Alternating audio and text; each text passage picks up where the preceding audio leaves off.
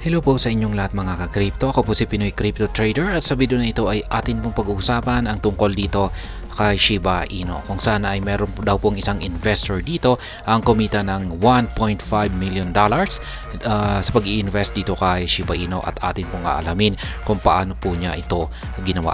At ayan, bago po tayo magpatuloy ay nais ko lamang po munang bigyang linaw ang aking disclaimer kung saan ang nilalaman po ng video na ito ay hindi po ito isang financial advice. For education and information purposes lamang po ang layunin nito. Maliban po dito ay nais ko na rin pong magbigay babala na wala pong kahit anumang group chat ang Pinoy Crypto Trader. At ayun po mga pagka-crypto, sabi rito ay amid the latest Shiba Inu upsurge, a Shiba investor has secured a profit of over $1.58 million with an initial investment of $2,521 in early 2021. Kaya ayan, isa po siya sa mga early investors ng Shiba Inu. Yan po talaga ang kagandahan sa pagiging early investor. Habang maaga or habang mababa pa yung presyo nito ay dapat nag-i-invest po tayo. Hindi yung magfo-FOMO tayo kung pag ito ay umaakyat na or nasa mataas na presyo na ito. Talagang yan po yung tinatawag nilang FOMO at kung may potential po yan or may risk po yan na maipit tayo dyan. Yan, pwede tayong makabili sa mataas na presyo nito at kapag bumagsak na ito ay ipit na ipit yung ating investment. Kaya dito noon, dito kay Shiba Inu, ay marami na rin pong naipit dito.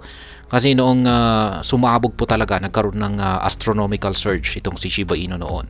Ay marami pong nag-FOMO at maraming bumili sa napakataas nitong presyo.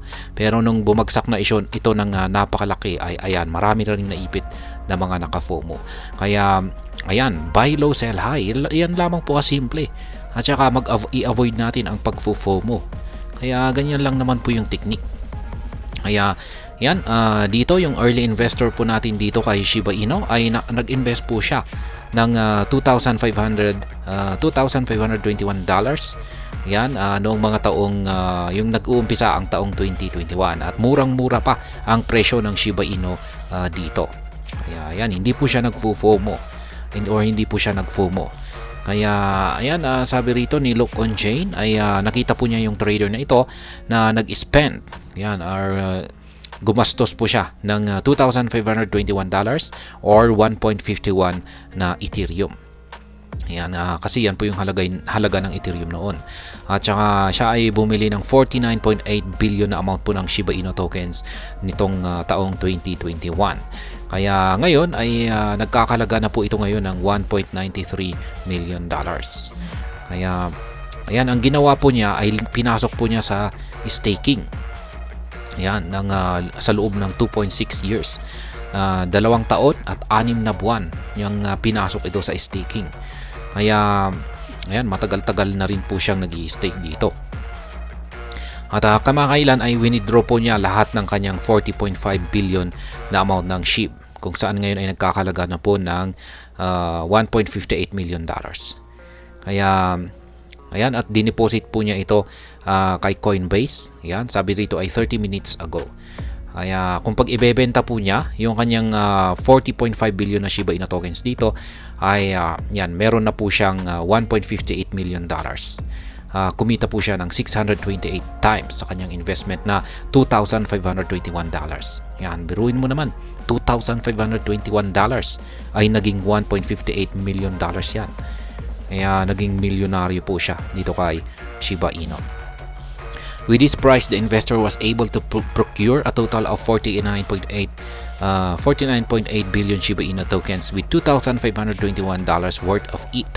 He moved 5 billion SHIB to another address and then staked 44.833 billion SHIB on Shiba Swap on July 6, 2021, the day the decentralized exchange DEX launched. Kaya ayan, bumili po siya gamit ang kanyang $2,521 noon. At siya ay mayroong pong nakuha na 49.833 billion na amount ng SHIB.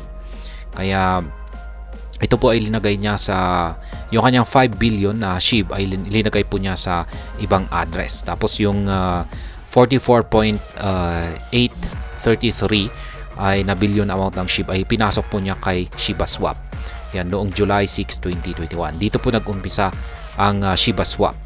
Yan, na-launch na rin po dito ang Shiba Swap na decentralized exchange or DEX ng Shiba Inu mismo. Kaya ayan, kumita na rin po siya ng passive income dito sa pag-i-stake. Ayan, passive income po ito pag naka-stake po dito. Ayan, sa staking pool or sa decentralized application exchange na katulad ni Shiba Swap ay kumikita po yan. May nakukuha po tayong reward dito. Ganyan po ang staking. Ayan, most recently has staked the 40.54 billion SHIB tokens.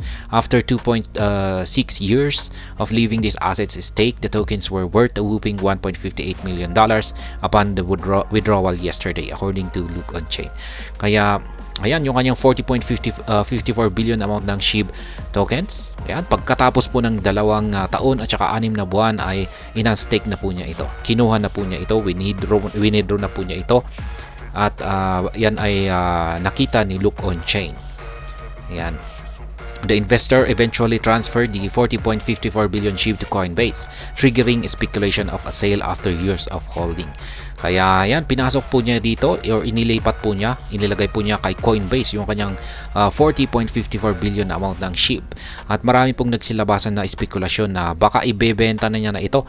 Kasi biruin mo naman, 2 taon at 6 na buwan niyang hinold ito. At siguro naman ay nararapat lamang na ibenta niya ito para mag-take profit. Pero yan, malalaman natin dito kung ano yung kanyang ginawa, kung binenta niya ba ito or hindi. However, he demonstrated an intent to hold for a long time and has also shown this with recent moves. Kaya yan, hindi po niya ito binenta. Nagpakita po siya ng intensyon na mukhang i-hold pa niya ito ng mas matagal pa.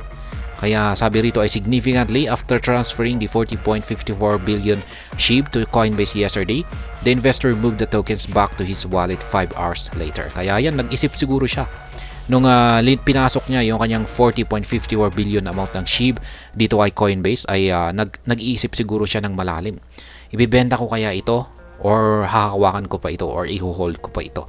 Yan po siguro. Nag-isip-isip siya ng hanggang 5 oras. Pinag-isipan niya yung mabuti.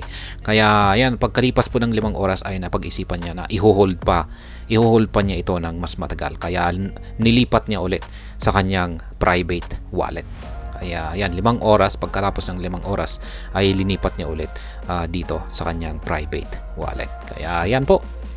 At hindi po siya nag-take profit at talagang isa po siyang investor na may strong hands. Yan, napakalakas ang kanyang pag-hold dito kay Shiba Inu. Kaya ayan, sa katunayan ay pwede naman po siyang mag-take profit ng kahit hindi lahat.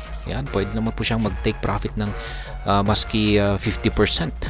Yan, para at least naman lang ay meron siyang gagamiting ayan, kahit na siguro pang celebrate dyan, ayan, para naman matikman niya yung kanyang kinita sa pag-invest dito kay Shiba Inu. Pero ayan, mukhang mas pinili po niyang i-hold muli lahat. Kaya yan po ang ating investor dito kay Shiba Inu na kumita ng ganyan po kalaki. Kaya ayan, hanggang dito na lamang po tayo sa video na ito. Sana po ay inyong nagustuhan ang aking paliwanag dito. Kung inyo po itong nagustuhan ay pakiclick lamang po ang like button nito. Para naman po sa mga bago lamang dito, kayo po ay aking inaanyayahan para mag-subscribe. Pakiclick na rin po ang bell icon nito dahil ito po ang siyang magsisilbing notification nito sa mga bago kong videos na aking pong ina-upload sa aking YouTube channel na ito. Marami pong salamat sa panonood. Ingat po tayo lagi at God bless po sa ating lahat.